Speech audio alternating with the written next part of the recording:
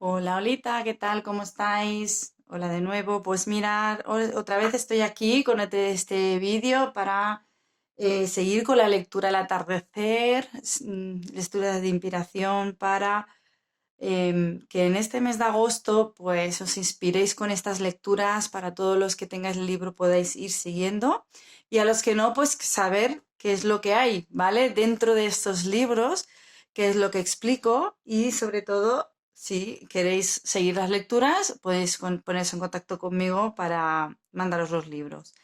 Así que bueno, hoy os traigo un tema que se llama la ley de la causalidad. Vale, el tema, bueno, se refiere a que toda causa tiene su efecto, todo efecto tiene su causa. Todo, absolutamente todo lo que estamos viviendo en el presente ha sido generado en algún momento del pasado. Lo hemos creado, consciente o inconscientemente, en esta o en otras vidas.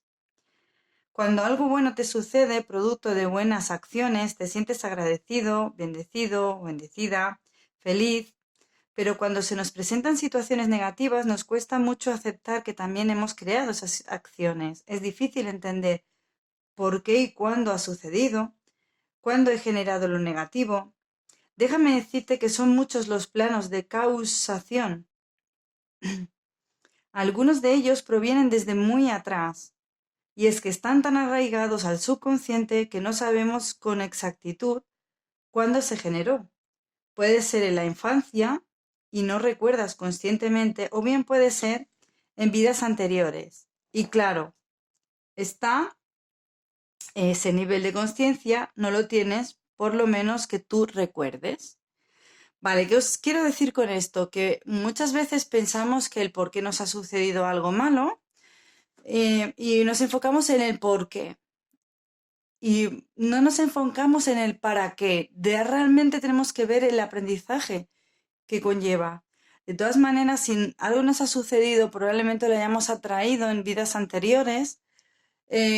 También puede ser que tengamos que subsanar alguna cosa que hemos hecho, entonces pues necesitamos indagar, ¿vale?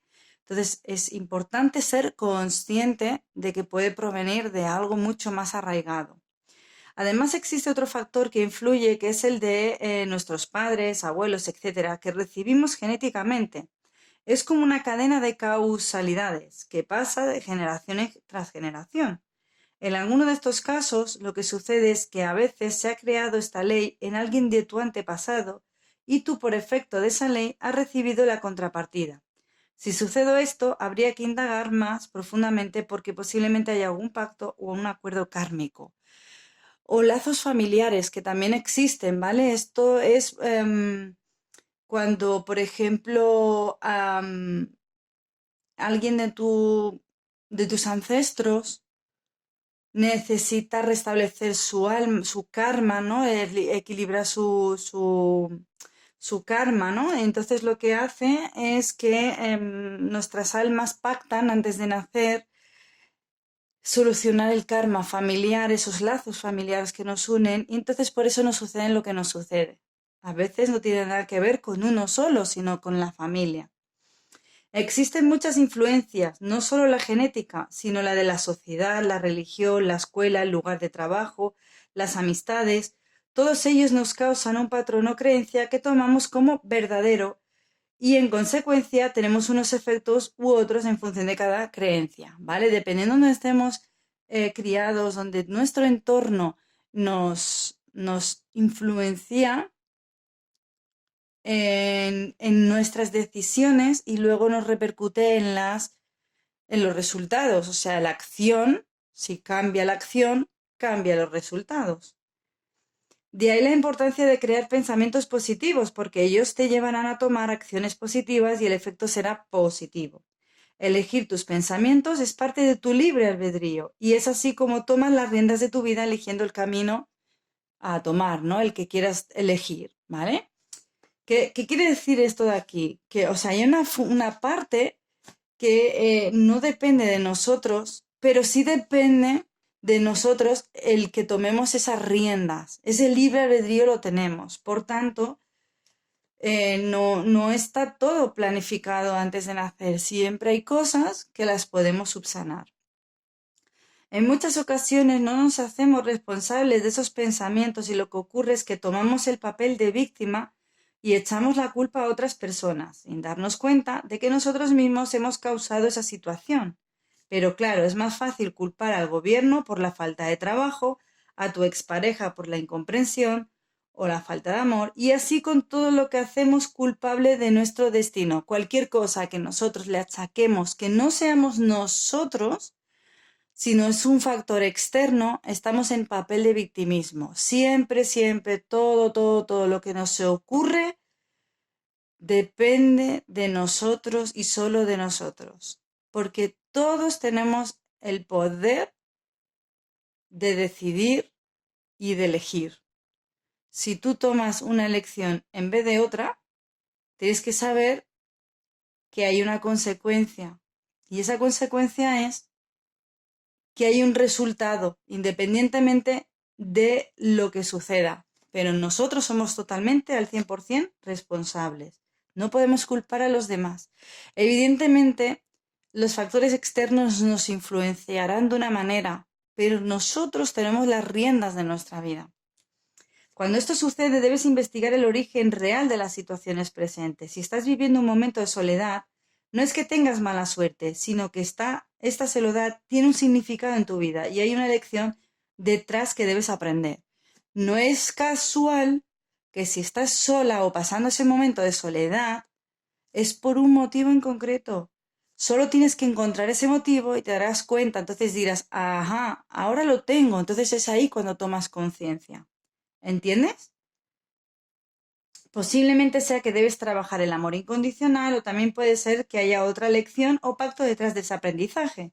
Necesitas reflexión, necesitas meditar, necesitas otras cosas.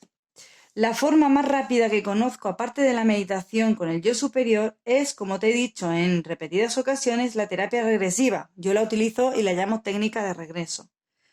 Yo lo que hago es lo siguiente, primero medito, luego entro en una autoterapia regresiva y así al entrar mi subconsciente localizo la lección o pacto que hay detrás de cada efecto no deseado. Si te gusta orar, debes tener algo muy presente. Cuando meditas, entras en diálogo con Dios porque te llega su respuesta. Cuando oras, debes hacer lo mismo, porque si oras sin darle ese mensaje de recibir respuesta, estarás produciendo un monólogo en el cual no escuchas la otra parte. Es decir, cuando tú estés orando, habla como si estuvieras hablando con Dios, porque Él te va a responder, porque entonces, si solo oras sin hacer nada, esa es la gran diferencia. ¿Por qué los religiosos oran y no tienen muchas veces las respuestas de Dios y dicen que Dios la ha castigado, que Dios no le escucha, que Dios no está ahí, que Dios la ha abandonado? No es verdad. Dios nunca nos abandona.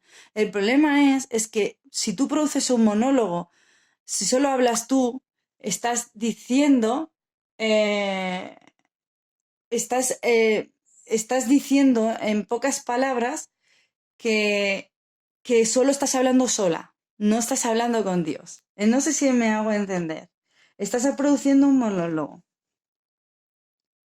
Esta es la razón por la cual los religiosos, lo que te acabo de decir, no contestan tus peticiones. Personalmente lo que hago es lo siguiente. Dedico unos minutos a la meditación para tener ese diálogo con Dios y mis guías y durante el día hago oraciones lanzándolas como decretos y sin poner mente o expectativa espero respuesta de Dios con acciones. Eso sí, cuando las lanzo le doy las gracias por adelantado ya que la gratitud es un acto de fe y es infalible, o sea que lo doy por sentado. Y aquí os dejo una oración en la cual podéis leer, ¿vale? Y bueno, por último os dejo una reflexión de Buda que dice, no pienses que no pasa nada, simplemente porque no ves tu crecimiento. Las grandes cosas crecen en silencio.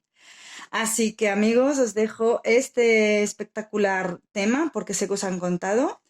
Eh, Tienes que terminar de leer el tema, tienes que practicar la oración, tienes que practicar mucho más para llegar a grandes resultados. Así que nada, un beso enorme, que tengáis una feliz tarde y continuamos con las lecturas diarias. Un beso y hasta mañana.